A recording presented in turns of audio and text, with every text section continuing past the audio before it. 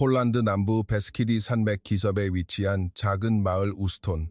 창밖으로 푸르른 숲이 펼쳐지고 맑은 계곡물이 흐르는 이곳에서 한 소녀가 스마트폰 화면을 뚫어지게 바라보고 있습니다. 화면 속에는 서울의 화려한 야경과 멋진 옷을 입은 남자 주인공이 등장하는 한국 드라마가 재생되고 있었습니다. 저 사람들은 정말 저런 얼굴을 하고 있을까? 한국 남자들은 정말 다 저렇게 다정할까? 20살의 테리는 고등학교 시절부터 품어온 꿈이 하나 있었습니다. 그것은 바로 한국에 가서 드라마 속 주인공 같은 남자를 만나는 것이었습니다. 주위 사람들은 그저 철없는 어린아이의 망상이라며 웃어넘겼지만 테리의 마음속에는 이미 확고한 목표가 자리 잡고 있었습니다. 그리고 그 꿈을 향한 첫 걸음으로 테리는 폴란드 남부의 대도시 크라쿠프로 향해 그곳의 레스토랑에서 하루 12시간씩 접시를 나르며 한국행 비행기 티켓값을 모으기 시작했습니다. 언어 교환 앱에서 우연히 만난 한국인 남성 지훈과의 인연은 어느 날 갑자기 끊어졌지만 운명은 2개월 뒤 어느 파티장에서 다시 그들을 마주치게 했습니다. 왜 제 메시지에 답장 안 하셨어요? 테리의 당돌한 한마디로 시작된 두 사람의 사랑은 9개월 뒤 생각지도 못한 선물을 안겨주었습니다. 바로 쌍둥이 임신이었습니다. 그리고 쌍둥이 아들들의 첫 번째 생일을 맞아 처음으로 방문한 한국에서 테리는 시부모님께 눈물을 흘리며 호소합니다. 저 한국에서 살면 안 될까요? 그리고 셋째도 낳고 싶어요. 폴란드 시골 소녀의 엉뚱해 보였던 꿈은 어떻게 한국이라는 땅에서 새 아이의 엄마로서 꽃 피우게 되었을까요? 그녀의 이야기를 함께 들어보시죠. 저는 폴란드 남부의 작은 마을 우스톤에서 나고 자랐습니다. 인구 1만 5천 명도 채 되지 않는 이 마을은 베스키디 산맥에 둘러싸여 있고 마을 한가운데로는 비수와 강이 흐르는 아름다운 곳입니다. 겨울이면 하얀 눈으로 뒤덮이고 여름이면 짙푸른 숲이 마을을 감싸 안았죠. 마을 사람들은 대부분 서로를 알고 지냈으며 할아버지와 할머니 세대부터 같은 곳에서 살아온 가족들이 많았습니다. 하지만 제게 우스톤은 너무나 좁고 숨 막히는 세계였습니다. 어릴 적부터 저는 다른 친구들과는 조금 달랐습니다. 친구들이 주말마다 마을 광장에서 뛰놀거나 가족들과 산책을 할 때 저는 집에서 외국 영화를 보거나 책을 읽는 것을 더 좋아했습니다. 부모님은 제가 내성적이라고 생각하셨지만 저는 그저 우스톤 밖의 세상이 궁금했을 뿐입니다. 16살 때였습니다. 친구 마그다가 학교에 스마트폰을 가져왔고 쉬는 시간에 우리는 몰래 한국 드라마를 보았습니다. 화면 속에는 서울이라는 도시의 눈부신 야경이 펼쳐졌고 남자 주인공은 여자 주인공을 꼭 끌어안으며 이렇게 말했습니다. 내가 평생 널 지켜줄게. 그 순간 저는 심장이 댔는 줄 알았습니다. 드라마 속 남자는 제가 지금껏 보아온 그 어떤 폴란드 남자보다도 다정하고 책임감 넘쳐 보였습니다. 화려한 도시, 세련된 패션, 그리고 무엇보다 사랑하는 사람을 지키려는 그 마음이 저를 매료시켰습니다. 그 장면을 보며 저는 가슴이 벅차오르는 것을 느꼈습니다. 이것은 단순한 드라마가 아니었습니다. 제게는 새로운 세계로 향하는 문이었죠. 그날 이후 저는 마그다에게 그 드라마의 제목을 물었고 집에 돌아와 인터넷으로 검색했습니다. 제목은 운명의 붉은 실이었습니다. 저는 그날부터 그 드라마를 단숨에 정주행했고 한 편이 끝나면 다음 내용이 너무 궁금해 밤을 새우기도 했습니다. 저는 그날을 기점으로 한국 드라마에 완전히 푹 빠졌습니다. 집에 오면 낡은 노트북으로 한국 드라마를 찾아보며 밤을 지새웠고 주말에는 마그다와 함께 카페에 앉아 온통 드라마 이야기만 나눴습니다. 부모님은 제가 공부는 안 하고 이상한 것만 본다며 걱정하셨지만 저는 멈출 수가 없었습니다. 드라마를 한 편 보면 또 다른 드라마가 보고 싶어졌고 한국어 대사를 따라하며 발음을 연습하기도 했습니다. 특히 드라마 속에서 가족들이 다 함께 식탁에 둘러앉아 밥을 먹는 장면이 참 좋았습니다. 한국 드라마에서는 가족들이 정말 자주 함께 식사를 하며 서로를 챙기는 모습이 그려졌습니다. 우스톤에서도 가족은 소중했지만 한국 특유의 그 따뜻하고 정겨운 분위기는 뭔가 달랐습니다. 18살이 되었을 때 저는 부모님께 선언했습니다. 엄마, 언젠가 한국에 꼭 가볼 거야. 그리고 한국 남자랑 결혼할 거야. 엄마는 한숨을 쉬셨습니다. 테리, 넌 아직 어려. 세상에는 네가 모르는 것들이 아주 많단다. 어른이 되면 그런 생각은 다 사라질 거야. 하지만 저는 철부지가 아니었습니다. 오히려 내 인생의 목표를 정확히 알고 있었죠. 저는 한국에 가고 싶었고 한국 남자를 만나고 싶었으며 그 사람과 가정을 꾸리고 싶었습니다. 그 꿈은 시간이 지날수록 더욱 선명해졌습니다. 친구들이 우스톤에서 평범한 일자리를 찾고 평범한 남자를 만나 결혼해 나갈 때 저는 다른 꿈을 꾸고 있었습니다. 아빠도 걱정이 많으셨습니다. 어느 날 저녁 식사 시간에 아빠가 말씀하셨습니다. 테리, 한국이 어디에 있는지나 아는 거니? 여기서 얼마나 먼 곳인지 알아? 비행기로 10시간도 넘게 걸리는 곳이야. 저는 이미 모든 것을 알고 있었습니다. 인터넷으로 한국에 가는 방법도 찾아보았고 비행기 티켓 값도 알아둔 상태였죠. 대략 1000유로 정도면 갈 수 있었습니다. 알아요, 아빠. 그래서 돈을 모으려고 하는 거예요. 부모님은 제가 그저 농담을 한다고 생각하셨겠지만 저는 진심이었습니다. 고등학교를 졸업하고 나서 저는 매일 유튜브로 한국어를 공부했습니다. 한글의 자음과 모음을 노트에 100번 이상 쓰며 외웠고 한국 드라마를 보며 대사를 따라 말하기도 했습니다. 처음엔 글자의 의미를 전혀 몰랐지만 몇 달이 지나자 간단한 문장은 읽을 수 있게 되었습니다. 안녕하세요. 감사합니다. 사랑해요. 이런 말들을 배우며 저는 점차 한국에 가까워지고 있는 듯한 기분이 들었습니다. 저는 방벽에 한국 지도를 붙여놓고 서울에 빨간 핀을 꽂아 두었습니다. 그리고 매일 밤 잠들기 전 그 지도를 보며 상상했습니다. 내가 저 서울의 거리를 걷고 있는 모습을요. 그러면서 저는 생각했습니다. 한국에 가려면 돈이 필요해. 우스톤에 있어서는 평생 돈을 모을 수 없어. 이 작은 마을에서 일할 수 있는 곳은 작은 가게나 레스토랑뿐이었고 월급도 너무 적었습니다. 저는 대도시로 나가야 한다고 깨달았습니다. 20살이 되던 해 봄, 저는 결심했습니다. 우스톤을 떠나 대도시에서 일자리를 찾기로요. 저는 부모님께 크라쿠프로 가서 일을 구하겠다고 말씀드렸습니다.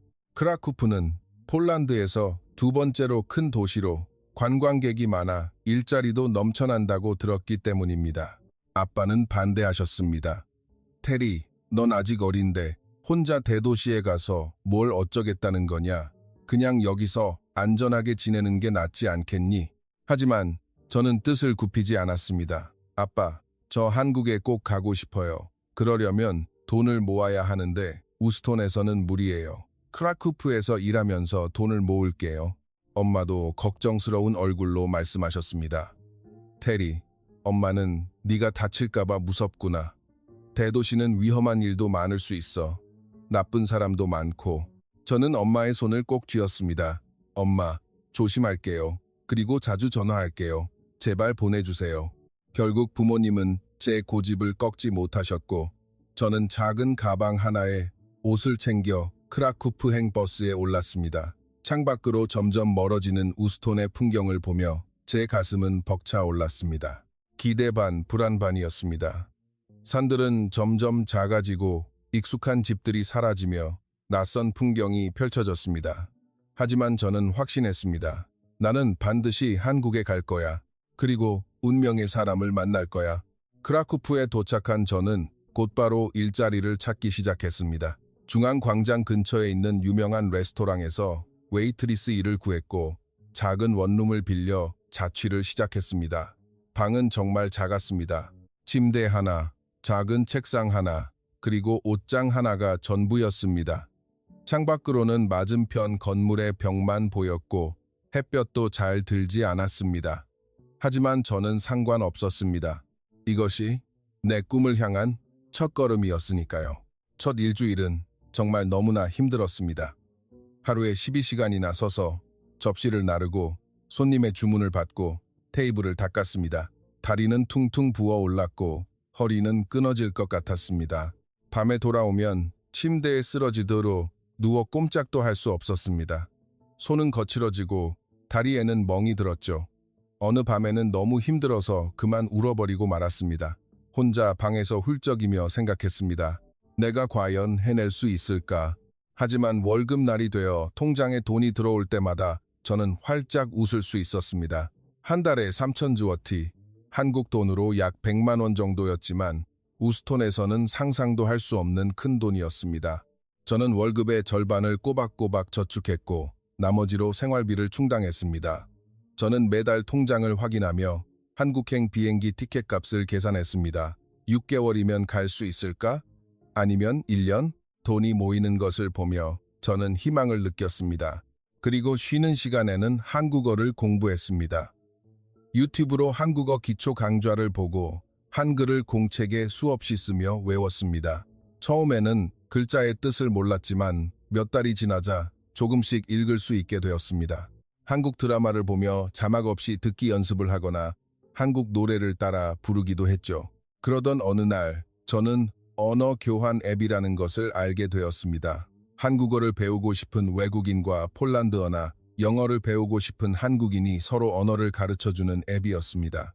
저는 설레는 마음으로 앱을 다운로드하고 프로필을 작성했습니다. 안녕하세요, 테리입니다.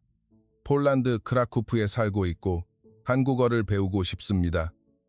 한국 문화를 정말 좋아해요. 프로필을 올린 지 이틀 후 누군가에게서 메시지가 도착했습니다. 프로필 사진은 없었고 이름은 알파벳으로 지훈이라고 적혀 있었습니다. 저는 심장이 두근거리는 것을 느끼며 메시지를 열었습니다. 안녕하세요. 크라쿠프에 살고 있는 한국인입니다. 폴란드어를 배우고 싶어요. 언어 교환 같이 하실래요? 저는 너무 놀라 손이 다 떨렸습니다. 크라쿠프에 한국인이 살고 있다니, 게다가 언어 교환을 하자고? 이건 운명이 아닐까? 저는 즉시 답장을 보냈습니다. 네, 좋아요. 언제부터 시작할까요? 그렇게 저와 지훈의 인연이 시작되었습니다. 지훈과의 언어 교환은 생각보다 쉽지 않았습니다. 처음에는 둘 다 어색해서 간단한 인사만 주고받았습니다. 안녕하세요. 안녕하세요. 오늘 날씨가 참 좋네요. 네, 그러네요. 대화는 금방 끊어졌고 저는 답답함을 느꼈습니다. 하지만 포기할 수는 없었죠. 저는 번역기를 돌려가며 지훈에게 적극적으로 질문을 던졌습니다. 지훈은 어떤 사람일까?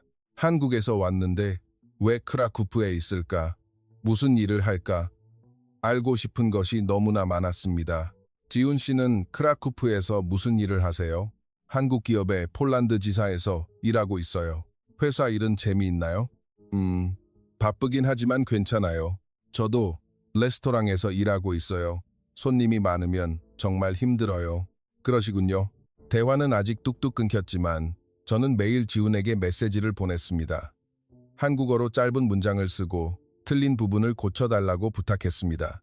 지훈은 친절하게 고쳐주면서 폴란드어 단어도 물어보았고 저는 열심히 가르쳐 주었습니다. 일주일이 지나고 2주일이 지나는 동안 우리의 대화는 조금씩 길어졌습니다. 지훈은 제게 한국 문화에 대해 많은 것을 알려주었습니다. 한국에서는 나이가 많은 사람에게 존댓말을 써야 한다는 것, 식사할 때는 어른이 먼저 수저를 들어야 한다는 것, 그리고 명절에는 절을 하며 인사한다는 것 등등 제겐 그 모든 것이 신기했습니다. 한 달쯤 지났을 무렵 저는 용기를 내어 지훈에게 물었습니다. 지훈 씨, 우리 메신저 앱 카카오톡으로 연락할까요? 이 앱보다는 편할 것 같아서요. 지훈은 조금 망설이다가 답장을 보냈습니다. 좋아요. 제 아이디는 이거예요. 저는 기뻐서 소리를 질렀습니다. 룸메이트가 깜짝 놀라 무슨 일이냐고 물었지만 저는 그저 웃기만 했습니다. 저는 지훈의 아이디를 등록하며 이름을 물어보았습니다. 지훈 씨, 성함이 어떻게 되세요? 한글로 알려주세요. 박지훈입니다. 저는 스마트폰에 지훈의 이름을 정성스럽게 입력했습니다. 박지훈. 그 이름을 여러 번 소리내어 읽어보았습니다. 박지훈, 박지훈. 그 이름이 왠지 모르게 특별하게 느껴졌습니다. 저는 한글로 그 이름을 공책에 써보기도 했습니다. 삐뚤빼뚤했지만 직접 쓴 한글이 자랑스러웠습니다. 그날 이후 우리는 거의 매일 메신저로 연락을 주고받았습니다. 지훈은 바쁜 와중에도 틈틈이 제 한국어 문장을 고쳐주었고 저는 폴란드의 문화나 크라쿠프의 맛집을 소개해 주었습니다. 대화의 주제도 다양해졌습니다. 처음에는 언어 학습 이야기뿐이었지만 점차 일상 이야기, 취미 이야기, 꿈에 대한 이야기를 나누게 되었습니다. 지우는 제게 한국 음식 이야기도 많이 해주었습니다. 불고기, 비빔밥, 김치찌개, 삼겹살. 저는 그 이름들을 들으며 꿀깍 침을 삼켰습니다. 언젠가 한국에 가면 다 먹어봐야지. 어느 날 지훈이 자신의 사진을 보내왔습니다. 마스크를 쓰고 있었지만 저는 그 사진을 뚫어지게 바라보았습니다. 지훈은 검은색 재킷을 입고 크라쿠프의 어느 거리에 서 있었습니다. 배경에 보이는 건물은 낯익은 곳이었습니다. 바로 제가 자주 가는 중앙광장 근처였던 것입니다. 이 사람은 어떻게 생겼을까? 목소리는 어떨까? 직접 만나면 드라마 속 남자처럼 다정할까? 저도 지훈에게 제 사진을 보냈습니다. 레스토랑 유니폼을 입고 찍은 사진이었는데 지훈은 예쁘시네요 라고 말해주었습니다. 그 말에 제 얼굴은 붉게 달아올랐습니다. 저는 거울을 보며 생각했습니다. 지훈 씨는 나를 어떻게 생각할까? 나도 예뻐 보일까? 우리는 점점 더 많은 대화를 나누었습니다. 지훈은 서울에서의 생활 이야기를 들려주었고 저는 우스톤에서의 어린 시절 이야기를 들려주었습니다. 지훈은 대학에서 경영학을 전공했다고 했고 저는 고등학교를 졸업하자마자 일하기 시작했다고 말했습니다. 하지만 5월이 끝날 무렵 지훈의 답장이 점점 늦어지기 시작했습니다. 처음에는 몇 시간 만에 답장이 오더니 나중에는 하루가 지나도 연락이 없었습니다. 저는 불안했지만 티를 내지 않으려 애썼습니다. 혹시 내가 너무 연락을 자주 해서 부담스러웠나? 아니면 내게 흥미가 떨어졌나? 지훈 씨, 요즘 많이 바쁘신가 봐요. 답장은 이틀 뒤에야 왔습니다. 네, 요즘 회사 일이 너무 많아서요. 죄송합니다. 저는 괜찮다고 답장했지만 마음 한구석이 몹시 쓸쓸했습니다. 매일 스마트폰을 확인했지만 지훈의 메시지는 오지 않았습니다. 그리고 6월 중순쯤 지훈은 마침내 제 메시지에 아예 답을 하지 않게 되었습니다.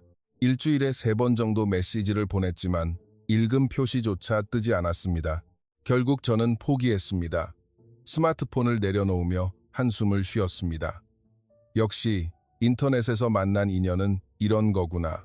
처음엔 신기하고 재밌지만 결국엔 서로 흥미를 잃게 되는 거야. 저는 지훈과의 채팅방을 지우지는 않았지만 더 이상 메시지를 보내지도 않았습니다. 대신 일에 더 몰두했습니다. 한국행 비행기 티켓을 사려면 아직 갈 길이 멀었기에 저는 매일 열심히 일했습니다. 레스토랑 매니저는 제 성실함을 칭찬해 주었고 손님들도 저를 마음에 들어 했습니다. 웃으며 일했지만 가슴 한편은 텅 빈 것 같았습니다. 가끔 밤에 침대에 누워 스마트폰을 만지작거리다 보면 지훈과 주고받았던 메시지가 떠올랐습니다. 그가 보내준 사진, 틀린 문장을 다정하게 고쳐주던 흔적. 그게 너무 그리워서 이따금 대화방을 열어보긴 했지만 절대 먼저 연락하지는 않았습니다. 내가 먼저 연락하면 귀찮아할 거라고 생각했으니까요. 아마 지훈 씨는 나를 그저 흔한 언어 교환 파트너로만 생각했을 거야. 나처럼 특별하게 생각하지 않았던 거지. 이제 잊자. 한국에 가면 다른 사람을 만날 수 있잖아. 그렇게 2달이 흘렀습니다. 8월 말 여름이 끝나갈 무렵에 어느 토요일이었습니다. 레스토랑에서 같이 일하는 친구 카시아가 제게 말했습니다. 테리, 오늘 밤에 파티가 있는데 같이 안 갈래? 내 친구가 주최하는 건데 사람 엄청 많이 온대. 저는 원래 파티 같은 곳에는 잘 가지 않는 편이었습니다. 사람이 많은 곳도 부담스러웠고 무엇보다 돈을 아껴야 했으니까요. 파티에 가면 음료수도 사야 하고 새 옷도 입어야 하잖아요. 하지만 그날따라 왠지 가고 싶어졌습니다. 집에만 있으면 자꾸 지훈이 생각나 우울해질 것 같았기 때문입니다. 응, 갈게. 카시아는 기뻐하며 저를 파티장으로 데려갔습니다. 크라쿠프 시내 지하에 있는 클럽 같은 곳이었는데 음악이 쿵쿵 울려 퍼지고 사람들이 춤을 추고 있었습니다. 저는 구석에 서서 음료수를 마시며 사람들을 구경했습니다. 다들 신나게 놀고 있었지만 저는 왠지 모르게 외로웠습니다. 친구들은 자기들끼리 떠들기 바빴고 저는 혼자였습니다. 바로 그때였습니다. 반대편 구석에서 음료수를 마시고 있는 한 남자가 눈에 띄었습니다. 마스크는 쓰고 있지 않았지만 옆모습이 왠지 모르게 낯이 익었습니다. 제 가슴이 덜컥 내려앉았습니다. 설마 지훈 씨? 지훈이 보내주었던 사진 속 그 사람과 똑 닮아 있었습니다. 같은 검은색 재킷을 입고 있었고 키도 비슷해 보였습니다. 저는 천천히 그 남자에게 다가갔습니다. 가까이서 보니 확신이 들었습니다. 메시지로 사진을 주고받았던 바로 그 남자였습니다. 심장이 너무 빨리 뛰어 숨을 쉬기조차 힘들 정도였습니다. 저는 더 참지 못하고 그의 팔뚝을 덥석 잡았습니다. 지훈 씨, 남자는 깜짝 놀라 저를 돌아보았습니다. 네, 누구시죠? 저예요. 테리, 왜 제 메시지에 답장 안 하셨어요? 지훈의 눈이 커졌습니다. 테리, 정말 테리 씨예요? 네, 맞아요. 지훈은 난처한 얼굴로 머리를 긁적였습니다. 정말 죄송합니다. 최근에 너무 바빠서 연락을 못 드렸어요. 미안해요. 서운한 마음이 컸지만 막상 본인을 마주하는 순간 그 감정은 눈 녹듯 사라져버렸습니다. 제가 그토록 궁금해하고 그리워하던 사람을 드디어 만난 것입니다.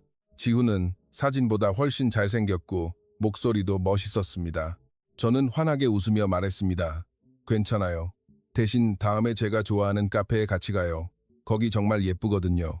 지훈은 잠시 망설이다가 고개를 끄덕였습니다. 네, 좋아요. 그날 밤 저는 집에 돌아와서 한숨도 자지 못했습니다. 지훈의 얼굴이 머릿속에서 떠나질 않았습니다.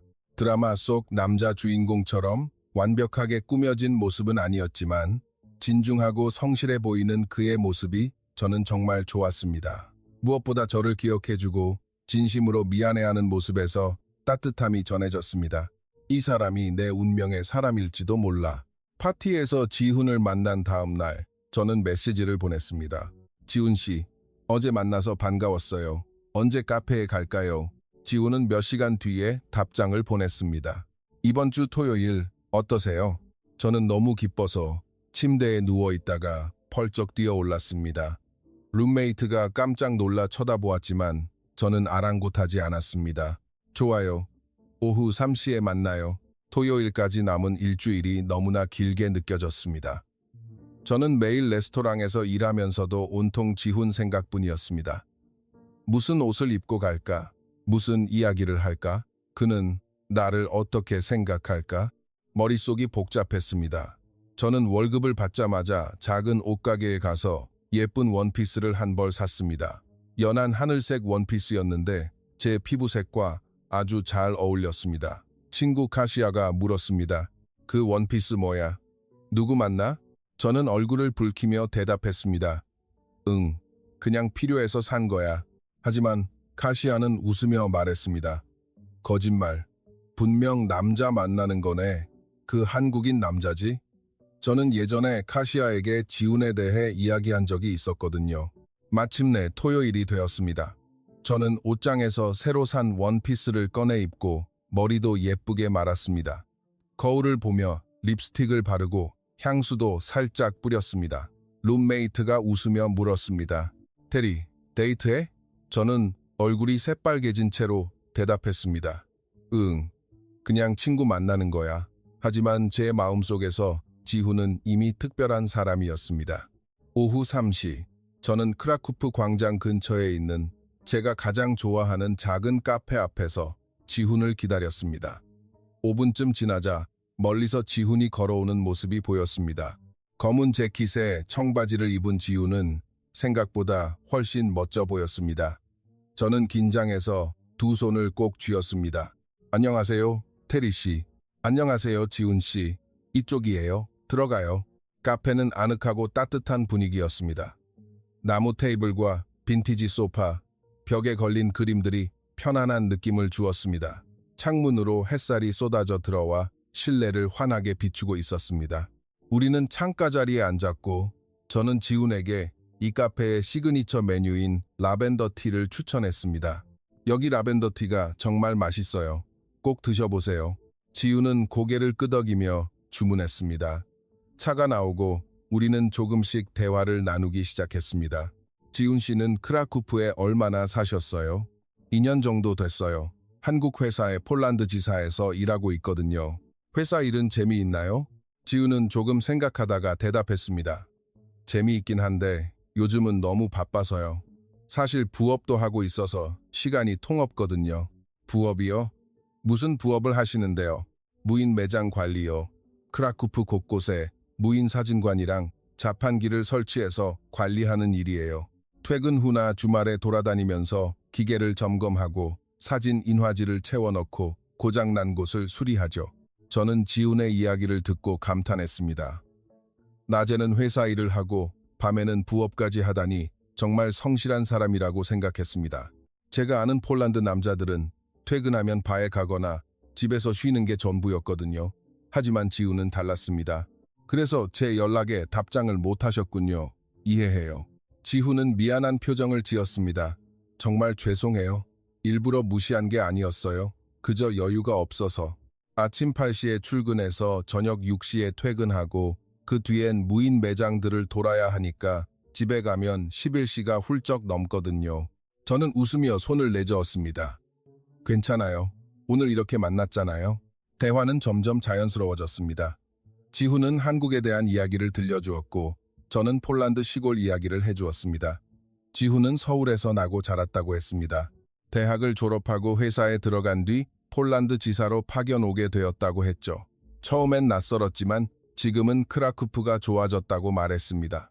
지훈도 제게 물었습니다. 테리 씨는 왜 한국어를 배우고 싶은 거예요? 저는 솔직하게 대답했습니다. 한국 드라마를 정말 좋아하거든요. 그리고 언젠가 꼭 한국에 가보고 싶어요. 지훈은 활짝 웃으며 말했습니다. 한국을 좋아해 주셔서 감사합니다. 언젠가 꼭 한번 가보세요. 지훈은 제가 한국 드라마를 좋아한다는 이야기를 듣고 웃으며 물었습니다. 어떤 드라마를 좋아하세요? 저는 신이 나서 대답했습니다. 다 좋아요. 하지만 특히 로맨스 드라마를 제일 좋아해요. 남자 주인공이 여자 주인공을 지켜주는 장면이 정말 멋지거든요. 지훈은 풋하고 웃었습니다. 드라마는 좀 과장된 면이 많아요. 현실은 그렇게 로맨틱하지만은 않거든요. 저는 고개를 저었습니다. 아니에요. 저는 한국 남자들은 정말 그럴 거라고 생각해요. 드라마를 보면 다들 다정하고 책임감이 강하잖아요. 지훈은 제 말에 조금 놀란 듯한 표정을 지었습니다. 테리 씨는 정말 순수하시네요. 그 말에 저는 얼굴이 화끈거렸습니다. 지훈은 웃으며 차를 한 모금 마셨고 저는 그의 얼굴을 지그시 바라보았습니다. 드라마 속 남자들처럼 완벽하지는 않았지만 지훈은 진실하고 성실해 보였습니다. 저는 그 점이 훨씬 더 마음에 들었습니다. 2시간쯤 대화를 나눈 뒤 지훈이 말했습니다. 이제 슬슬 일어나야 할 것 같아요. 밤에 무인 매장 점검을 가야 해서요. 저는 아쉬웠지만 고개를 끄덕였습니다. 그럼 다음에 또 봐요. 지훈은 미소 지으며 대답했습니다. 네, 꼭요. 카페 밖으로 나오자 지훈이 갑자기 제 볼을 가볍게 꼬집었습니다. 테리 씨는 참 귀여우시네요. 그 순간 저는 심장이 터져버릴 것만 같았습니다. 한국 드라마에서 보았던 바로 그 장면, 남자 주인공이 여자 주인공의 볼을 장난스레 꼬집는 그 장면이 제 눈앞에서 벌어진 것입니다.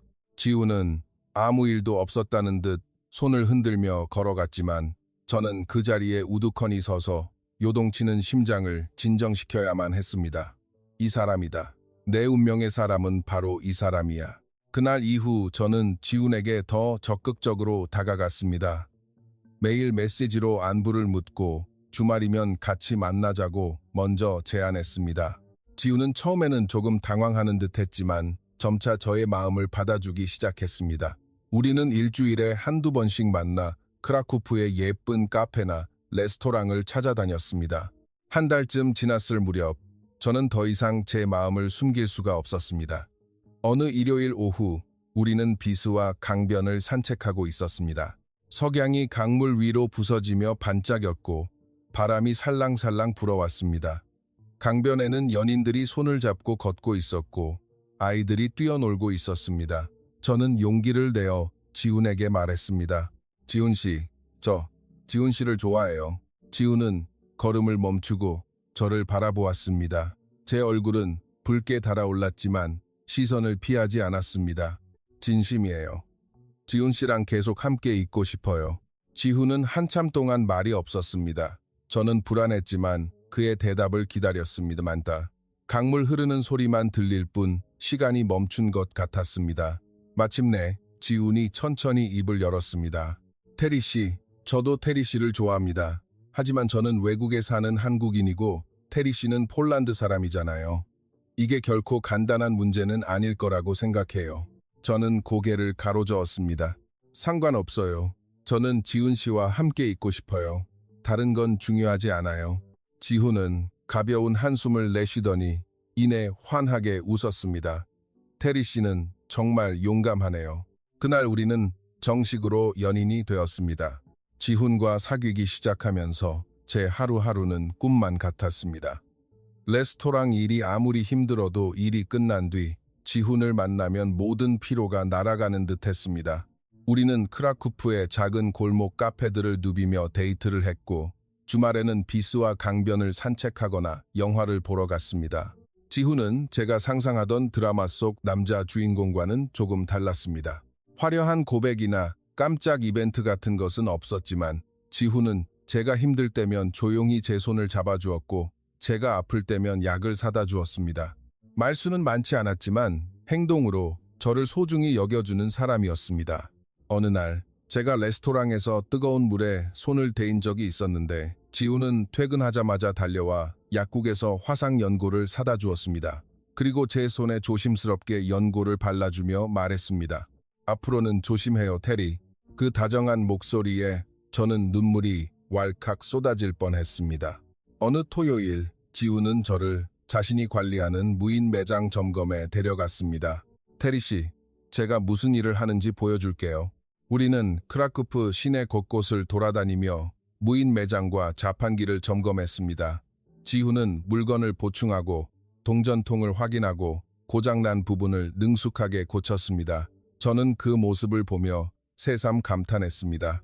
지훈은 기계 하나하나를 정성스럽게 관리했고 심지어 매장의 유리창까지 깨끗하게 닦았습니다. 정말 꼼꼼하고 성실한 사람이었습니다. 지훈 씨는 정말 부지런하시네요. 지훈은 웃으며 대답했습니다. 돈을 벌려면 이 정도는 해야죠. 언젠가 한국에 돌아가서 집을 사려면 돈을 많이 모아야 하거든요. 그 말에 저는 가슴이 철렁 내려앉았습니다. 지훈 씨는 언젠가 한국으로 돌아가는구나. 그럼 나는 어떻게 되는 걸까? 저는 조심스레 물었습니다. 지훈 씨, 한국에 돌아가면 저는요? 지훈은 잠시 멈칫하더니 저를 지그시 바라보았습니다. 테리 씨도 같이 가면 되잖아요. 그 말에 저는 하마터면 울음을 터뜨릴 뻔했습니다. 지훈은 저와의 미래를 진지하게 생각하고 있었던 것입니다. 저는 지훈의 손을 꼭 잡았습니다. 그럼 저 한국어 공부 더 열심히 할게요. 지훈은 풋웃으며 제 머리를 쓰다듬었습니다. 네, 기대할게요. 우리의 연애는 순탄했습니다. 물론 가끔 문화의 차이로 작은 오해가 생길 때도 있었지만 우리는 서로를 이해하려고 노력했습니다. 지훈은 제가 폴란드 전통 요리를 좋아한다는 것을 알고 피에로기 폴란드식 만두는 법을 배워서 만들어 주었고 저는 지훈이 좋아하는 불고기를 유튜브로 배워서 만들어 주었습니다. 처음 만든 불고기는 간장을 너무 많이 넣어 너무 짰고 지훈은 물을 연거푸 들이켰지만 그래도 그는 웃으며 맛있다고 해주었습니다. 지훈과 함께 보내는 시간은 너무나 행복했지만 제게는 한 가지 걱정거리가 있었습니다. 바로 부모님께 지훈을 소개하는 일이었습니다. 부모님은 제가 한국인과 사귀고 싶다고 했을 때 세상 물정 모르는 헛소리라고 하셨거든요. 그런데 정말로 한국인과 사귀고 있다니 대체 뭐라고 하실까? 저는 용기를 내어 엄마에게 전화를 걸었습니다. 엄마, 나 남자친구가 생겼어. 엄마는 기뻐하셨습니다. 정말? 어떤 사람이니? 저는 심호흡을 하고 말했습니다. 한국인이야. 전화기 너머로 한동안 정적이 흘렀습니다. 그리고 엄마가 깊은 한숨을 쉬며 말씀하셨습니다. 테리, 정말 한국인을 만난 거니? 엄마는 네가 농담하는 줄 알았는데 농담 아니야, 엄마. 지훈 씨는 정말 좋은 사람이야. 엄마는 걱정스러운 목소리로 물으셨습니다. 그 사람, 믿을 만한 사람이니? 너 혼자 대도시에 있는데 엄마는 너무 걱정되는구나. 응, 엄마. 지훈 씨는 정말 성실하고 책임감 있는 사람이야. 다음에 우스톤에 데려갈게. 엄마는 체념한 듯 말씀하셨습니다. 알았다. 하지만 조심해야 해, 테리. 사람 마음은 변할 수 있는 거니까. 저는 엄마의 걱정을 이해했지만 지훈은 절대 그런 사람이 아닐 거라고 확신했습니다. 그렇게 9개월이 흘렀습니다. 봄이 가고 여름이 오고 다시 가을이 왔습니다. 우리는 서로를 더 깊이 이해하며 깊은 사랑에 빠졌습니다. 그러던 어느 날 저는 몸에 이상을 느꼈습니다. 생리가 한 달 이상 멈췄고 자꾸만 헛구역질이 났습니다. 아침에 일어나면 속이 울렁거렸고 평소 좋아하던 음식도 먹고 싶지 않았습니다. 저는 불안한 마음으로 약국에서 임신 테스트기를 샀습니다. 화장실에서 테스트기를 사용하고 결과를 기다리는 3분이 평생처럼 길게 느껴졌습니다. 저는 손을 덜덜 떨며 화장실 바닥에 주저앉아 기도했습니다. 그리고 테스트기를 확인한 순간 제 손은 걷잡을 수 없이 떨렸습니다. 선명한 2줄, 임신이었습니다. 저는 그 자리에 주저앉아 소리 없이 울었습니다. 기쁘기도 했지만 너무나 무서웠습니다. 저는 아직 21살이었고 지훈과 결혼에 대한 진지한 이야기를 나눈 적도 없었으니까요. 지훈 씨가 이 사실을 알면 어떻게 반응할까? 나를 버릴까? 책임지지 않으려 하면 어떡하지? 저는 며칠 동안 지훈에게 말하지 못했습니다. 하지만 끝내 숨길 수는 없는 노릇이었죠. 어느 날 저녁, 지훈의 집에서 함께 밥을 먹고 있을 때 저는 용기를 냈습니다. 지훈 씨, 할 말이 있어요. 지훈은 젓가락을 내려놓고 저를 바라보았습니다. 무슨 일 있어요? 저는 눈물을 참으며 말했습니다. 저 임신한 것 같아요. 지훈의 표정이 굳어졌습니다. 저는 그가 화를 내거나 저를 떠날까봐 너무 두려웠습니다. 손은 계속 떨렸고 눈물이 뚝뚝 떨어질 것만 같았습니다. 하지만 지훈은 천천히 자리에서 일어나더니 제 앞에 무릎을 꿇었습니다. 테리, 우리 결혼합시다. 저는 깜짝 놀라 지훈을 바라보았습니다. 네? 지훈은 진지한 표정으로 제 2 손을 꼭 잡았습니다. 저도 놀랐어요. 하지만 테리 씨와 아이에 대한 책임은 제가 지겠습니다. 결혼해요, 우리. 나와 함께 가정을 꾸립시다. 결국 저는 참았던 눈물을 터뜨렸습니다. 지훈은 저를 버리지 않았습니다. 오히려 기꺼이 책임을 지겠다고 말해준 것입니다. 저는 고개를 끄덕이며 대답했습니다. 네, 좋아요. 그날 우리는 평생을 약속했습니다. 임신 사실을 알게 된 며칠 후 저는 지훈과 함께 크라쿠프 시내의 산부인과를 찾았습니다. 병원은 무척 현대적이고 깨끗했습니다. 대기실에는 임산부들이 앉아 있었고 저는 바짝 긴장한 채 지훈의 손을 꽉 잡고 있었습니다. 의사 선생님이 초음파 검사를 하다가 갑자기 놀란 표정을 지었습니다. 아이고, 축하합니다. 쌍둥이네요. 저와 지훈은 동시에 소리쳤습니다. 네? 의사 선생님은 웃으며 모니터를 가리켰습니다. 여기 보세요. 아기가 2명 있죠? 쌍둥이입니다. 정말 큰 축복을 받으셨네요. 저는 할 말을 잃었습니다. 쌍둥이라니, 한 명도 키우기 막막한데 2명이라니. 지훈은 제 손을 꽉 쥐며 말했습니다. 괜찮아요. 우리 할 수 있어요. 제가 옆에서 다 도울 테니까요. 저는 지훈의 말에 큰 용기를 얻었습니다. 네, 우리라면 할 수 있을 거예요. 하지만 부모님께 임신 소식을 알리는 것은 정말 두려운 일이었습니다. 저는 며칠을 고민한 끝에 결국 전화를 걸었습니다. 손이 너무 떨려서 스마트폰을 제대로 들고 있기도 힘들었습니다. 엄마, 나 임신했어. 전화기 너머에서 엄마의 깊은 탄식이 들려왔습니다. 뭐라고? 테리, 너 지금 무슨 소리를 하는 거야? 저는 울음을 참으며 말을 이었습니다. 한국인 남자친구랑 사귀고 있었다고 했잖아. 그 사람이 나랑 결혼한대. 그리고 쌍둥이야. 엄마는 한참 동안 아무 말씀이 없으셨습니다. 그리고 긴 한숨을 내쉬며 말씀하셨습니다. 테리, 엄마는 네가 아직 세상을 모르는 어린아이인 줄만 알았는데 이제 너도 다 큰 어른이구나. 그 남자가 정말 너를 끝까지 책임져 줄 수 있는 사람이니? 저는 힘주어 고개를 끄덕였습니다. 응, 엄마. 지훈 씨는 정말 좋은 사람이야. 엄청 성실하고 책임감도 강해. 엄마는 체념한 듯 말씀하셨습니다. 그렇다면 그 사람을 우스톤으로 데려오렴. 아빠와 이야기를 나눠봐야겠다.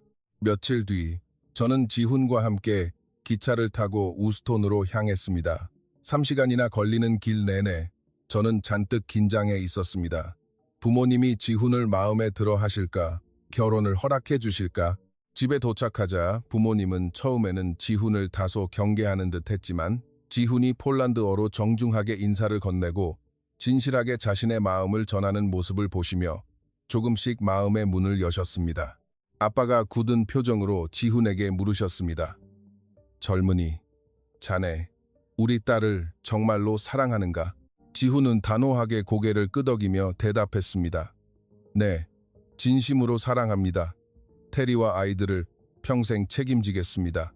제가 할 수 있는 모든 것을 다해 행복하게 해주겠습니다. 아빠는 지훈의 눈을 지그시 바라보시더니 이내 고개를 끄덕이셨습니다. 좋네, 내 딸을 부탁하네. 부디 행복하게 잘 살게나. 그렇게 우리는 부모님의 축복을 받으며 결혼을 허락받았습니다. 임신 기간 동안 저는 레스토랑 일을 그만두고 집에서 쉬며 태교에 전념했습니다.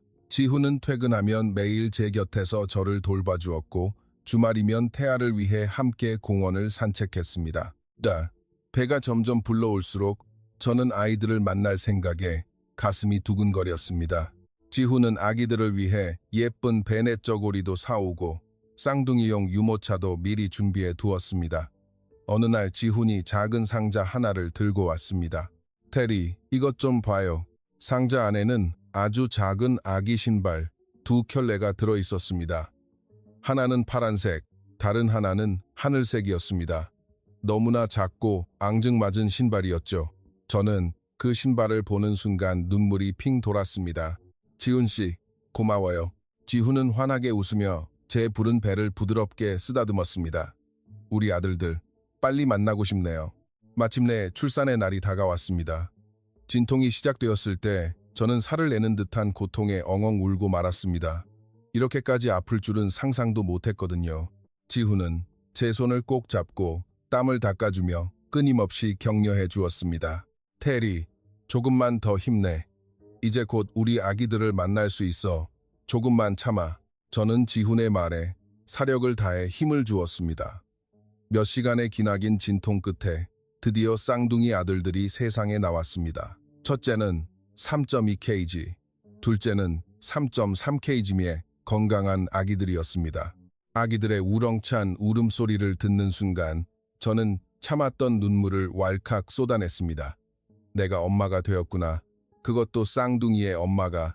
지훈은 갓 태어난 아기들을 안고 감격스럽게 웃었습니다. 우리 아들들 정말 예쁘네요. 테리, 정말 고생 많았어요. 고마워요. 저는 지훈과 아기들을 번갈아 보며 세상을 다 가진 듯한 행복을 느꼈습니다. 이것이야말로 제가 그토록 꿈꿔왔던 인생이었습니다. 하지만 쌍둥이를 키우는 현실은 제가 상상했던 것보다 훨씬 더 고됐습니다. 밤에는 2시간마다 깨서 우는 아이들 때문에 제대로 잠을 잘 수 없었고 하루 종일 기저귀를 갈고 분유를 타 먹이느라 정신이 하나도 없었습니다. 한 아이가 울음을 그치면 다른 아이가 울기 시작했고 두 아이를 동시에 달래다 보면 제 몸은 파김치가 되기 일쑤였습니다. 지훈은 퇴근 후 최대한 육아를 도우려 애썼지만 본업에 부업까지 해야 했기에 물리적인 시간이 너무 부족했습니다. 어느 날 저는 너무나 지치고 힘들어 그만 바닥에 주저앉아 엉엉 울어버렸습니다. 지훈은 그런 저를 꼭 안아주며 다독였습니다. 테리, 미안해. 내가 더 많이 도와줘야 하는데. 저는 고개를 가로저으며 훌쩍였습니다. 아니야. 지훈 씨도 밖에서 일하느라 얼마나 힘든지 다 아는걸. 그냥 내가 엄마로서 너무 부족하고 약한가 봐. 지훈은 제 머리를 쓰다듬으며 단호하게 말했습니다. 테리는 절대 약하지 않아. 정말 훌륭하게 잘 해내고 있어. 넌 세상에서 제일 대단한 엄마야. 그 따뜻한 위로에 저는 다시 힘을 낼 수 있었습니다. 그래, 나는 엄마니까 할 수 있어. 폭풍 같은 시간이 지나고 쌍둥이 아들들이 마침내 첫 돌을 맞이했습니다. 지난 1년은 어떻게 지나갔는지 모를 만큼 정신없었지만 아이들이 처음으로 베네짓을 하며 웃었을 때 그리고 처음으로 서툰 발음으로 엄마라고 불렀을 때 저는 이 세상 모든 것을 다 얻은 듯한 감동을 느꼈습니다. 어느 날 지훈이 제게 말했습니다. 테리, 우리 이번에 한국에 가자. 부모님이 손주들을 너무 보고 싶어 하셔. 부모님께서 비행기 티켓도 다 끊어서 보내주셨어. 저는 심장이 터질 듯이 설레었습니다. 드디어 한국에 가는구나. 제가 그토록 오랫동안 상상하고 꿈꿔왔던 바로 그곳에 저는 들뜬 마음으로 아이들의 예쁜 옷을 챙기고 시부모님께 드릴 선물도 정성스레 준비했습니다. 폴란드의 전통 수공예품과 호박 장신구, 그리고 우스톤 마을에서 만든 특산품 꿀을 샀습니다. 비행기 안에서 저는 너무나 두근거려서 10시간이 넘는 긴 비행 동안 한숨도 자지 못했습니다. 창밖을 내려다보며 끊임없이 생각했습니다. 저 구름 아래 어딘가에 한국이 있겠지. 마침내 인천국제공항에 도착했을 때 저는 저도 모르게 눈물을 뚝뚝 흘리고 말았습니다. 한국 드라마에서만 보던 그 공항, 곳곳에 쓰여있는 한글 안내판, 그리고 바쁘게 오가는 한국 사람들, 모든 것이 꿈만 같았습니다. 공항은 생각보다 훨씬 더 크고 현대적이었으며 사람들은 활기차 보였습니다. 게이트를 빠져나오자 저 멀리서 시부모님이 우리를 기다리고 계셨습니다. 시어머니는 저를 보자마자 한달음에 달려와 저를 꼭 끌어안아 주셨습니다. 아이고, 우리 며느리, 먼 길 오느라 얼마나 고생이 많았어. 아기들 키우느라 타국에서 혼자 얼마나 힘들었어. 그 따뜻한 품과 진심 어린 목소리에 저는 꾹 참고 있던 눈물을 터뜨리며 아이처럼 엉엉 울어버렸습니다. 시어머니는 제 등을 토닥이며 달래주셨습니다. 이제 괜찮아. 여기가 우리 집이니까. 엄마가 이제 다 보살펴 줄게. 시아버지도 쌍둥이 손자들을 번갈아 안아보시며 한박 웃음을 지으셨습니다. 아이고, 우리 똥강아지들 정말 예쁘네. 지훈이 어릴 때랑 똑 닮았어. 우리는 시부모님이 살고 계신 서울로 향했습니다. 부모님 댁은 서울 시내의 깔끔한 아파트였는데 정말 넓고 쾌적했습니다. 거실에는 커다란 소파와 대형 TV가 있었고 베란다 밖으로는 서울의 빽빽한 빌딩 숲과 화려한 도심 풍경이 한눈에 들어왔습니다. 시어머니는 저를 위해 진수성찬을 차려두셨습니다. 테리야, 배고프지? 엄마가 우리 며느리 먹이려고 불고기랑 미역국, 잡채도 좀 했어. 입에 맞을지 모르겠지만 많이 먹어라. 상다리가 부러질 듯 차려진 한식 밥상을 보며 저는 또 한 번 감동의 눈물을 흘렸습니다. 시어머니는 저를 그저 외국인 며느리가 아니라 진짜 친딸처럼 따뜻하게 대해주셨습니다. 불고기, 잡채, 따뜻한 미역국과 갖가지 밑반찬들. 저는 태어나서 처음 맛보는 정통 한국 요리를 먹으며 온몸으로 행복을 느꼈습니다. 며칠 동안 저는 시부모님과 함께 꿈 같은 시간을 보냈습니다. 시어머니는 매일 아침 일찍 일어나 아이들 이유식을 챙겨주셨고 시아버지는 아이들과 온종일 놀아주셨습니다. 덕분에 저는 쌍둥이가 태어난 이후 처음으로 육아에서 벗어나 꿀맛 같은 휴식을 취할 수 있었습니다. 한국에 온 이후로 저는 매일 밤 깊은 잠을 잘 수 있었고 오랜만에 마음의 여유가 찾아왔습니다.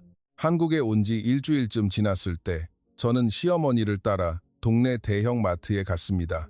마트 안은 눈이 부실 정도로 깨끗하고 밝았으며 수많은 상품들이 깔끔하게 진열되어 있었습니다. 폴란드의 슈퍼마켓과는 비교도 할 수 없을 만큼 엄청난 규모였습니다. 시어머니는 카트에 이것저것 담으며 제게 물으셨습니다. 테리야, 이거 먹어봤니? 한국 과자인데 진짜 맛있어. 우리 테리 먹게 사가자. 아유, 우리 손주들도 이거 좋아하겠네. 저것도 사고 이것도 사자. 저는 며느리를 살뜰히 챙겨주시는 시어머니의 다정함에 또다시 코끝이 찡해졌습니다. 폴란드에서 외롭고 힘들게 홀로 쌍둥이를 키우며 눈물 짓던 밤들이 떠올랐거든요. 하지만 이곳 한국에는 저를 진심으로 아껴주고 우리 아이들을 사랑해주는 진짜 가족이 있었습니다. 어느 날 시어머니는 저를 강남의 화려한 번화가로 데려가 주셨습니다. 테리야, 오늘은 우리 고생한 며느리랑 둘이서만 오붓하게 쇼핑 좀 하자. 애들은 아빠랑 할아버지가 다 본대니까 걱정 말고. 저는 시어머니와 팔짱을 끼고 강남역 지하상가와 거리를 걸었습니다. 화면 속 드라마에서나 보던 그 거리를 직접 걷고 있다니 도무지 믿기지가 않았습니다. 거리에는 세련된 옷차림의 사람들이 넘쳐났고 예쁜 카페와 화장품 가게, 옷가게들이 끝없이 이어져 있었습니다. 모든 것이 새롭고 반짝거렸습니다. 시어머니는 제게 예쁜 원피스도 사주시고 비싼 화장품도 듬뿍 사주셨습니다. 테리야, 이 색깔이 내 하얀 피부에 참 잘 어울리겠다. 이것도 써봐. 저는 시어머니의 두 손을 꼭 붙잡고 감격에 겨워 말했습니다. 어머니, 정말 감사합니다. 너무너무 감사해요. 시어머니는 인자하게 웃으시며 대답하셨습니다. 무슨 그런 섭섭한 소리를 해. 우리는 가족이잖아. 고생한 우리 며느리한테 이 정도도 못 해줄까봐. 그 말에 저는 왈칵 눈물을 쏟고 말았습니다. 저는 이억만리 낯선 한국 땅에서 진짜 가족의 뜨거운 정칭을 깊이 느끼고 있었습니다. 그날 저녁에는 시부모님이 저희 부부를 남산 서울타워로 데려가 주셨습니다. 케이블카를 타고 높이 올라가 내려다본 서울의 야경은 제 평생 잊지 못할 만큼 황홀하고 아름다웠습니다.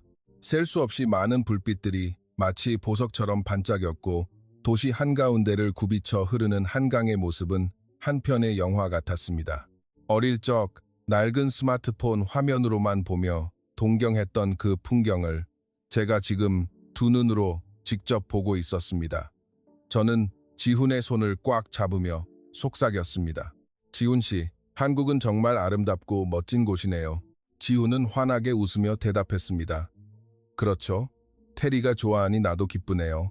시어머니가 제 옆으로 다가와 어깨를 감싸 안으며 물으셨습니다. 우리 테리, 한국이 마음에 드니? 저는 힘차게 고개를 끄덕였습니다. 네, 정말 너무 좋아요. 사람들은 다들 너무 친절하고 거리는 깨끗하고 예뻐요. 배달도 너무 빨라서 놀라워요. 폴란드와는 비교할 수 없을 만큼 멋진 나라예요. 시아버지는 허허 웃으시며 제 어깨를 토닥여 주셨습니다. 그래? 그럼 언제든 또 놀러와라. 내 집이라고 생각하고 언제든 편하게 와도 돼. 환영이다. 그 따뜻한 말씀에 제 가슴속 깊은 곳까지 훈훈해지는 것을 느꼈습니다. 저는 비로소 한국에서 저만의 진정한 안식처를 찾은 것 같았습니다. 한국에서 보낸 2주는 그야말로 찰나의 꿈처럼 흘러갔습니다. 저는 시부모님과 함께 경복궁에 가서 한복도 입어보고 맛있는 한국 음식도 원없이 먹었습니다. 불고기, 떡볶이, 치킨, 짜장면, 삼겹살, 무엇 하나 맛없는 것이 없었죠. 한옥마을의 고즈넉한 정취를 느끼며 한국의 역사와 문화를 직접 경험하다 보니 저는 한국이라는 나라와 더 깊은 사랑에 빠지게 되었습니다. 그러던 어느 날 지훈이 제게 특별한 제안을 했습니다. 테리, 우리 주말에 속초 바다에 가볼래? 거기 바다가 정말 예쁘거든. 부모님도 손주들이랑 같이 가고 싶어 하셔. 저는 너무 기뻐서 펄쩍 뛰며 고개를 끄덕였습니다. 우리는 시부모님, 아이들과 함께 차를 타고 강원도 속초로 향했습니다. 고속도로를 달려 3시간쯤 지나자 창밖으로 탁 트인 동해 바다가 그 모습을 드러냈습니다. 정말 숨이 돋을 만큼 아름다운 풍경이었습니다. 속초의 바다는 눈부시게 푸르고 맑았으며 하얀 파도가 백사장 위로 부서지고 있었습니다. 저는 시원한 파도 소리를 들으며 지훈과 손을 잡고 모래사장을 걸었습니다. 시부모님은 손자들과 함께 모래성을 쌓고 계셨죠. 태어나서 처음 바다를 본 쌍둥이 아들들은 신기한 듯 까르르 웃으며 펄쩍펄쩍 뛰었습니다. 지훈 씨, 여기 정말 최고예요. 이렇게 아름다운 바다는 처음 봐요. 지훈은 미소 지으며 대답했습니다. 다행이네. 속초는 내가 어릴 적에 부모님이랑 자주 여름 휴가를 오던 곳이야. 추억이 많은 곳이지. 저는 넓고 푸른 바다를 물끄러미 바라보며 깊은 생각에 잠겼습니다. 한국은 정말 살기 좋은 나라야. 거리는 깨끗하고 치안도 안전하고 사람들은 따뜻해. 무엇보다 나를 친딸처럼 아껴주시는 시부모님이 계시잖아. 여기서 살 수 있다면 얼마나 행복할까. 우리 쌍둥이들이 이곳에서 자란다면 훨씬 더 좋은 교육을 받고 훌륭하게 자랄 수 있을 텐데. 그리고 제 마음속에는 또 다른 작은 소망이 싹트고 있었습니다. 아이가 한 명 더 있으면 좋겠다. 나를 닮은 예쁜 딸을 낳고 싶어. 시부모님도 예쁜 손녀를 보면 정말 기뻐하시겠지. 물론 쌍둥이 아들들도 눈에 넣어도 아프지 않을 만큼 사랑스럽지만 딸도 꼭 한번 키워보고 싶었습니다. 저는 결심한 듯 지훈에게 조심스럽게 물었습니다. 지훈 씨, 우리 아예 한국에서 살면 안 될까요? 지훈은 깜짝 놀란 눈으로 저를 쳐다보았습니다. 한국에서? 하지만 나는 아직 크라쿠프 지사의 계약 기간이 남아있고 일도 해야 하는데 저는 지훈의 두 손을 꼭 부여잡고 간절하게 말했습니다. 지훈 씨, 저 한국이 너무너무 좋아졌어요. 여기서 우리 아이들을 키우고 싶어요. 그리고 여기서 셋째도 낳고 싶어요. 지훈은 셋째라는 말에 두 눈을 동그랗게 떴습니다. 셋째, 테리. 쌍둥이 키우느라 그렇게 고생했잖아. 정말 괜찮겠어? 저는 힘주어 고개를 끄덕였습니다. 물론 힘들었죠. 하지만 한국이라면, 그리고 우리 시부모님 같은 분들이 곁에 계셔 주신다면 아이가 10명이라도 거뜬히 키울 수 있을 것 같아요. 지훈 씨, 제발 부탁이에요. 우리 한국에서 살아요. 저는 이곳이 정말 내 집처럼 편안하고 좋아요. 지훈은 한참 동안 묵묵히 저를 바라보았습니다. 저는 잔뜩 긴장한 채 그의 대답을 기다렸습니다. 파도 소리만이 귓가를 맴돌았고 지훈은 바다 너머 먼 곳을 응시하고 있었습니다. 마침내 지훈이 천천히 입을 열었습니다. 테리, 나도 진지하게 생각해 볼게. 부모님과도 상의해 봐야 할 것 같아. 워낙 큰 결정이니까 당장 답하긴 어렵지만 네가 그렇게 원한다면 긍정적으로 고민해 볼게. 저는 환호성을 지르며 지훈의 목을 껴안았습니다. 고마워요, 지훈 씨. 그날 밤 우리는 속초의 아름다운 오션뷰 호텔에 묵었습니다. 아이들을 다 재운 뒤 저는 용기를 내어 시부모님 앞에서도 무릎을 꿇고 제 진심을 전했습니다. 어머님, 아버님, 저희 한국에서 살면 안 될까요? 저 한국이 너무너무 좋습니다. 그리고 여기서 셋째 딸도 낳고 싶어요. 시어머니는 깜짝 놀라며 물으셨습니다. 아이고, 셋째? 테리야, 쌍둥이 키우느라 뼈가 사갔을 텐데 괜찮겠어? 셋째까지 낳으면 정말 보통 일이 아닐 텐데. 저는 밝게 웃으며 끄덕였습니다. 네, 괜찮습니다. 어머님이 곁에서 많이 가르쳐 주시고 도와주실 거잖아요. 저 정말 예쁜 딸을 낳아서 이곳 한국에서 훌륭하게 잘 키워보고 싶어요. 시어머니는 빙그레 웃으시며 제 손을 덥석 잡으셨습니다. 아유, 우리가야 대환영이지. 우리 예쁜 며느리랑 눈에 넣어도 안 아플 손주들이랑 매일 부대끼며 살 수 있다는데 이보다 더 큰 축복이 어딨겠니? 육아는 이 할미가 다 도와줄 테니까 아무 걱정하지 마라. 시아버지도 껄껄 웃으며 맞장구를 치셨습니다. 그렇고 말고 당장 지훈이랑 이야기해서 다 같이 들어와 살 궁리를 해보자꾸나. 아버지가 다 알아서 할 테니 맘 편히 먹어라. 저는 감동에 벅차올라 시부모님을 끌어안고 펑펑 울었습니다. 제 인생 최고의 순간이었습니다. 며칠 뒤 지훈은 마침내 큰 결단을 내렸습니다. 저와 시부모님의 적극적인 설득에 결국 마음을 움직인 것입니다. 테리, 우리 한국으로 아주 이사합시다. 내가 회사 본사에 이야기해서 서울 근무로 돌려달라고 요청할게. 부모님도 적극적으로 도와주시겠다고 하니까 우리 한국에서 새로운 인생을 한번 멋지게 시작해보자.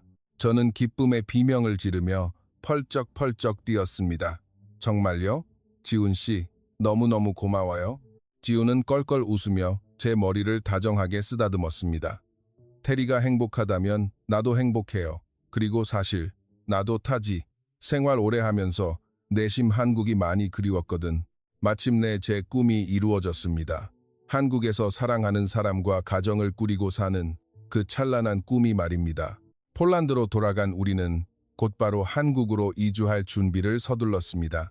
2년 동안 크라쿠프의 좁은 원룸과 신혼집에 쌓인 짐들을 정리하는 일은 만만치 않았지만 한국으로 간다는 생각에 힘든 줄도 몰랐습니다.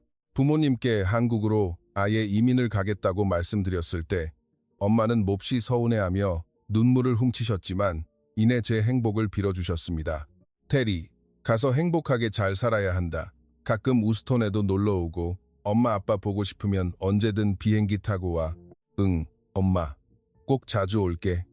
화상통화도 매일매일 할 거야. 엄마는 저를 꼭 끌어안고 우셨습니다. 우리 예쁜 딸 언제 이렇게 훌쩍 커버렸을까? 엄마는 네가 너무 자랑스러워. 3개월 뒤 우리는 마침내 모든 짐을 싸들고 한국으로 영구 귀국했습니다. 인천국제공항에 다시 발을 내디뎠을 때 저는 또 한 번 눈시울이 붉어졌습니다. 이제 이곳은 잠깐 스쳐가는 여행지가 아니라 제가 평생 뿌리 내리고 살아갈 나의 진짜 집이 된 것입니다. 시부모님은 저희 세 식구가 편히 살 수 있도록 경기도 일산에 있는 아담하고 깨끗한 아파트를 전세로 얻어주셨습니다. 근처에 일산 호수공원이라는 크고 아름다운 호수가 있는 아주 살기 좋은 동네였죠.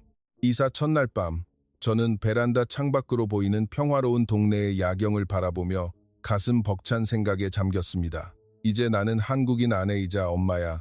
이곳에서 아이들을 키우고 사랑하는 지훈 씨와 함께 늙어가는 거야. 드디어 내 오랜 꿈이 이루어졌어. 한국에서의 일상적인 삶은 너무나도 편리하고 경이로웠습니다.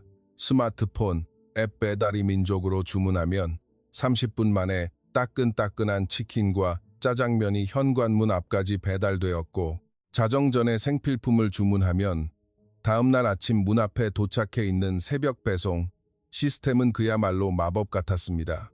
처음엔 그게 너무 신기해서 매일같이 야식을 시켜 먹기도 했죠.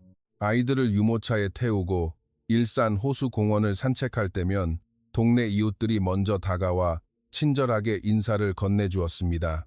하루는 옆집에 사는 아주머니와 엘리베이터에서 마주쳐 인사를 나누게 되었습니다. 어머, 외국에서 오셨나 봐요? 한국말을 어쩜 그렇게 예쁘게 잘하세요? 감사합니다. 드라마 보면서 열심히 공부했어요. 아주머니는 사람 좋은 미소를 지으며 말씀하셨습니다. 아이고, 쌍둥이 키우느라 타국에서 고생이 많겠네. 우리 같은 동네 주민이니까 김치 필요하거나 반찬 필요하면 언제든 벨 눌러요. 서로 돕고 살아야지. 저는 그 넉넉하고 따뜻한 한국의 정에 다시 한번 깊은 감동을 받았습니다. 한국 사람들은 정말 정이 넘치고 따뜻했습니다. 지훈은 본사로 복귀해 바쁘지만 안정적인 직장 생활을 이어갔고, 저는 집에서 쌍둥이를 돌보며 전업주부의 삶을 즐겼습니다. 시어머니는 일주일에 3번씩 일산까지 오셔서 저를 도와주셨고, 덕분에 저는 짬을 내어 한국어 학원도 다니며 실력을 쑥쑥 키울 수 있었습니다. 한국어 능력이 일취월장하면서 한국에서의 삶은 200% 더 즐거워졌습니다. 아파트 단지 내 놀이터에서 만난 한국 엄마들과도 금세 친한 친구가 되었습니다. 아이들을 동네 어린이집에 보내면서 다른 학부모들과 자연스레 수다를 떨게 되었고, 가끔은 엄마들끼리 모여 예쁜 브런치 카페에 가거나 대형 마트를 함께 돌기도 했습니다. 처음에는 금발의 외국인이라는 이유로 다들 거리를 둘까봐 조마조마했지만, 제 유창한 한국어와 싹싹한 성격 덕에 모두들 저를 진심으로 환영하고 챙겨주었습니다. 그리고 한국에 정착한 지 딱 1년 뒤, 저는 소원하던 셋째 아이를 출산했습니다. 저를 쏙 빼닮은 눈에 넣어도 아프지 않을 예쁜 딸이었습니다. 분만실에서 앙증맞은 딸아이의 첫 울음소리를 들었을 때 저는 땀범벅이 된 채로 환희의 눈물을 흘렸습니다. 시어머니는 뛸 듯이 기뻐하며 병실로 달려오셨습니다. 아이고, 우리 예쁜 공주님, 세상에 이렇게 예쁠 수가 있나. 테리야, 정말 장하고 대단하다. 너무너무 고생 많았어. 저는 병실 침대에 누워 저를 다정하게 내려다보는 지훈, 훌쩍 자란 쌍둥이 오빠들, 그리고 제 품에 안겨 새근새근 잠든 예쁜 딸을 번갈아 보며 세상을 다 가진 듯한 행복감에 젖어들었습니다. 이제 우리 쌍둥이 아들들은 동네 유치원에 다니며 유창한 한국어로 친구들과 뛰어놀고, 막내딸은 제 품에서 무럭무럭 자라고 있습니다. 어느 화창한 봄날의 일요일 오후, 저는 지훈과 함께 손을 꼭 잡고 일산 호수공원을 산책하고 있었습니다. 아이들은 시부모님이 봐주시기로 해서 오랜만에 갖는 우리 부부만의 오붓한 데이트 시간이었습니다. 호수 주변으로는 만개한 벚꽃이 흩날리며 장관을 이루고 있었고, 벤치에는 여유를 즐기는 사람들의 웃음소리가 가득했습니다. 저는 지훈의 손에 깍지를 끼며 활짝 웃었습니다. 지훈 씨, 나 지금 정말 너무너무 행복해요. 지훈은 꿀이 떨어질 듯 다정한 눈빛으로 저를 마주보며 대답했습니다. 나도 그래요, 테리. 우리 한국에 오길 정말 잘한 것 같아요. 저는 찰랑이는 호수를 바라보며 가만히 지난 날을 회상했습니다. 폴란드 우스톤의 그 작은 방앗간 같던 방에서 낡은 스마트폰으로 한국 드라마를 보며 막연히 가슴 설레며 꿈꾸었던 인생. 그 상상 속의 이야기가 지금 완벽한 현실이 되어 제 눈앞에 펼쳐져 있습니다. 저는 듬직하고 다정한 한국 남자와 결혼했고 천사 같은 새 아이의 엄마가 되었으며 제가 세상에서 가장 사랑하는 나라, 한국에서 둘도 없이 행복하게 살아가고 있습니다. 가끔 폴란드에 있는 친구들로부터 메시지가 오곤 합니다. 테리, 한국 생활은 어때? 많이 힘들지는 않아? 그럴 때마다 저는 자랑스럽게 웃으며 답장을 보냅니다. 전혀 힘들지 않아. 오히려 매일매일이 축제 같고 행복해. 한국은 정말 대단하고 살기 좋은 나라야. 사람들은 친절하고 정이 넘쳐. 시스템은 너무나 편리해. 그리고 무엇보다 내 진짜 가족들이 나를 세상에서 제일 사랑해 주거든. 이제 저는 영락 없는 한국 아줌마가 다 되었습니다.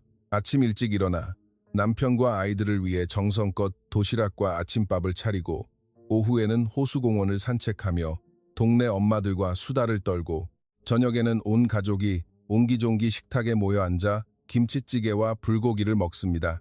명절인 추석과 설날이 되면 예쁜 한복을 차려입고 시댁에 가서 전을 부치며 조상님들께 차례도 지냅니다.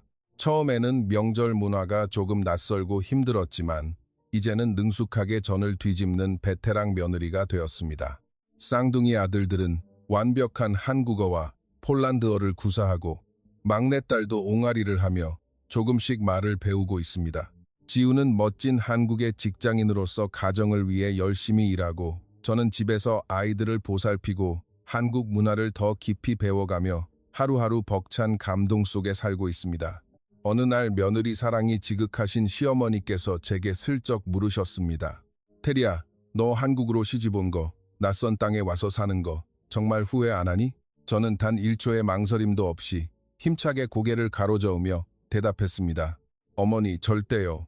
한국에 와서 지훈 씨와 결혼하고 어머니 아버지를 만난 건 제 인생 최고의 결정이자 축복이었어요. 저는 지금 여기서 숨 쉬는 1분 1초가 너무 행복합니다. 시어머니는 눈시울을 붉히시며 제 두 손을 꼭 잡아주셨습니다. 아이고, 우리 착하고 예쁜 며느리. 엄마도 네가 우리 집 며느리로 와줘서 얼마나 고맙고 행복한지 모른단다. 저는 창밖으로 흩날리는 벚꽃잎을 바라보며 다시 한번 가슴 깊이 생각합니다. 폴란드 시골 마을 우스톤에서 한국 드라마를 보며 동경했던 그 화려하고 로맨틱한 삶. 그 꿈은 허황된 망상이 아니라 지금 제게 가장 눈부신 현실이 되어 있습니다. 저는 한국이라는 가장 크고 따뜻한 품 안에서 세상에서 제일 화목하고 아름다운 가정을 가꾸어 나가고 있습니다. 그리고 저는 오늘도 잠자리에 드는 아이들의 이마에 입을 맞추며 속삭입니다. 엄마는 한국이 정말 좋아. 너희들도 이렇게 아름답고 따뜻한 나라, 한국에서 태어나고 자랄 수 있어서 정말 큰 축복을 받은 거란다. 쌍둥이 아들들은 해맑게 웃으며 대답합니다. 엄마, 우리도 한국이 제일 좋아요. 태권도도 좋고 떡볶이도 좋아요. 제 무릎에 앉아있던 막내딸도 외르르 웃으며 앙증맞은 두 손으로 짝짝꿍을 합니다. 저는 사랑스러운 새 아이들을 한꺼번에 품에 꼭 안으며 세상을 다 가진 듯 웃었습니다. 이것이야말로 제가 평생을 바쳐 꿈꿔왔던 인생입니다. 사랑하는 사람들과 아름다운 나라, 한국에서 다 함께 옹기종기 모여 행복하게 늙어가는 삶. 저는 매일 아침 눈을 뜰 때마다 감사 기도를 올립니다. 불가능해 보였던 이 모든 동화를 현실로 만들어준 기적 같은 나라 한국에, 그리고 부족한 저를 있는 그대로 보듬어주고 사랑해주는 나의 전부인 우리 가족에게 말입니다. 물론 가끔은 폴란드의 우스톤에 계신 부모님이 사무치게 그리워질 때도 있지만 영상통화로 매일매일 얼굴을 마주보며 수다를 떨고 1년에 한 번은 부모님을 한국으로 초대하거나 저희 가족이 폴란드로 넘어가 뜻깊은 시간을 보내고 있습니다. 저희 부모님도 이제는 한국의 열렬한 팬이 되셨습니다. 부모님이 처음 한국에 방문하셨을 때 엄청난 빌딩 숲과 티끌 하나 없이 깨끗하고 안전한 거리, 훌륭한 치안 시스템을 보시고 얼마나 충격을 받고 감탄하셨는지 모릅니다. 우리 딸이 이렇게 대단하고 안전하고 멋진 나라에서 살고 있다니 이제 두 다리 쭉 뻗고 잘 수 있겠다며 기뻐하셨죠. 저는 지금도 틈이 날 때면 혼자 소파에 앉아 한국 드라마를 즐겨봅니다. 그러면서 가만히 미소를 짓습니다. 내가 그토록 침을 꼴깍 삼키며 동경했던 드라마 속 그 멋진 인생을 지금 내가 직접 살아가고 있구나. 아니, 어쩌면 드라마보다도 훨씬 더 완벽하고 눈부신 해피엔딩의 현실을 살고 있구나 하고 말입니다. 오늘 테리의 이야기는 어떠셨나요? 폴란드 시골 마을 소녀의 순수한 꿈이 한국이라는 따뜻한 나라에서 찬란하게 이루어진 이 감동적인 사연이 좋으셨다면 구독과 좋아요, 그리고 알림 설정을 눌러주셔서 앞으로 올라올 더 많고 가슴 따뜻한 이야기들을 확인해주세요. 여러분의 멤버십 가입과 슈퍼땡스 후원은 저희가 더 많은 분들께 벅찬 감동의 사연을 전해드리는데 아주 큰 힘이 됩니다. 끝까지 시청해주셔서 진심으로 감사합니다.